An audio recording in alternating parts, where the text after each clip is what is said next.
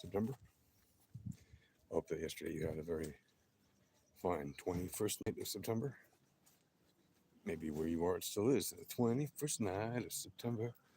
Um, in which case, happy. And here in Israel, it is coming up on Rosh Hashanah. So it's Erev Rosh Hashanah coming up. Means the new year is coming in. So Shana Tova Umetuka to everybody. Chag Sameach. Everybody celebrating the new year.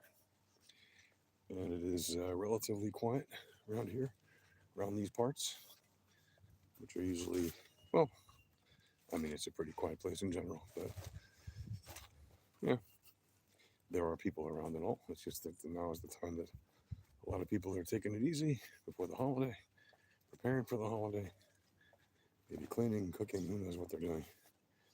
All kinds of different things people do to prepare for the holidays. People are doing their last minute shopping, etc., getting things ready to have an evening and holiday with their family. I mean, not everybody does that, yeah, but it is a big tradition here in Israel to spend time with the family, spend the holidays together, and then, of course, go out and have a lot of fun. That's also part of the tradition. People do like to have fun in Israel, and yeah, it's an amazing time to be here.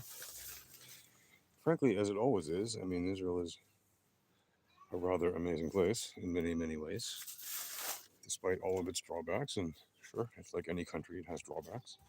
No place is perfect, right?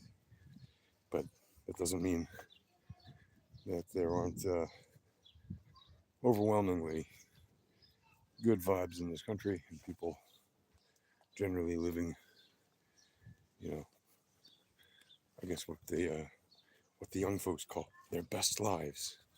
Right? Okay, so many people are in fact living their best lives here, but some are not. Some are struggling. Some are suffering even. But for the most part, the average Israeli is doing rather well given the circumstances, and those circumstances are pretty crazy when you think about the fact that we are now in the middle of a hot war since coming up on 2 years now. Right? In a couple of weeks, it'll be 2 years.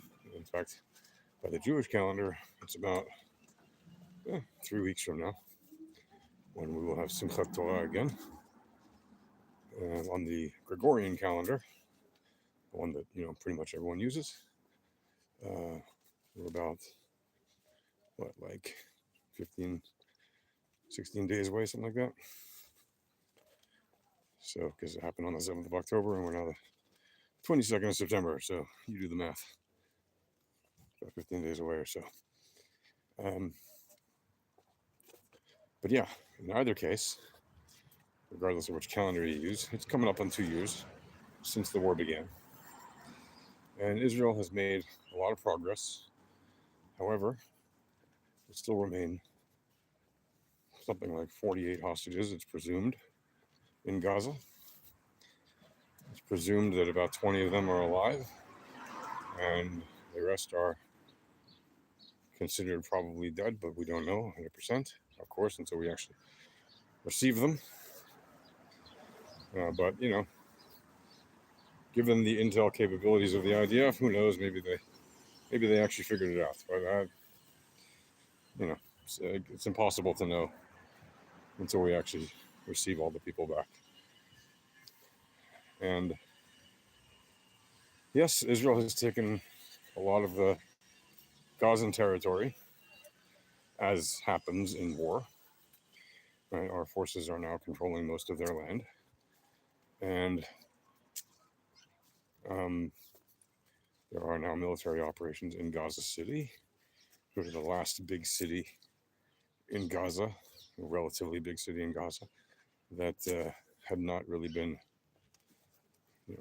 taken on, as it were, as in the way that other cities across Gaza have been throughout the past 2 years.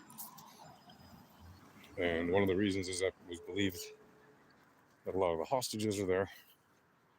Maybe all of them, who knows? Maybe not all of them, maybe all the living ones, we don't know.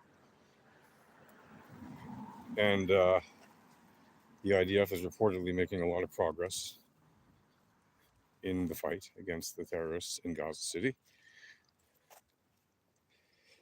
And Hamas still has not shown any confirmation that the targets of the assassination attempt, if you want to call it that, in Qatar have actually survived.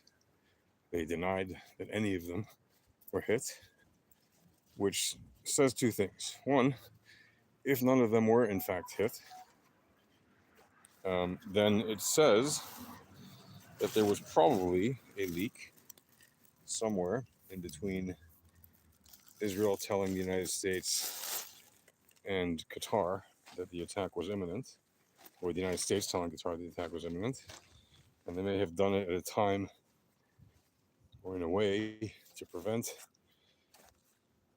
those particular targets from being hit. Apparently, they told some of the senior leaders that they had to go, I don't know, for some kind of a meeting or a prayer or something, whatever it was. That is reportedly how the senior targets were, in fact, escaped from the attack. The thing is, we don't know if any of them have, in fact, escaped, because frankly, it's not their style to be completely silent. Well, sometimes it is, but it's usually not their style to be completely silent after an attack when it comes to like demonstrating that they're still alive. And in all likelihood, if they had all survived, they would have, either made some kind of a statement, but, maybe they're playing psychological games. So they're not saying anything. But the fact is, those 5 people that were targets will not be at the negotiating table. Because if they are, well, we know that they survived. And you can bet that they're not going to show up to any negotiations themselves. That's a pretty safe bet, right? Meanwhile, let's be honest, there is no negotiating partner with the Palestinians. They are not negotiating in good faith. They are just seeking to extend the war. And you can say, well, Netanyahu is also extending the war for no reason. And even the IDF has said that there's no more gains, significant gains to be had. We should just declare victory and depart the field and negotiate a settlement to get the hostages back. Problem with that is they're not just going to give the hostages back. They will try to keep as many of them as long as possible, because they know that's their only bargaining chip.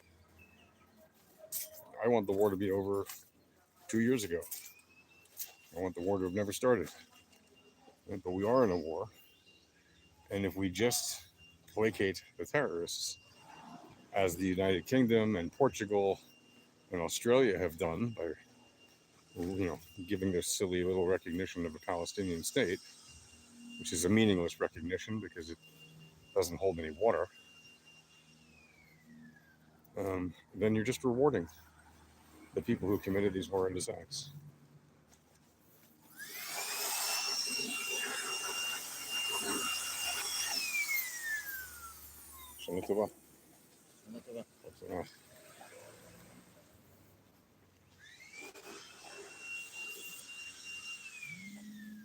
Anyway, that's going to do it for now, folks. All right, good deeds.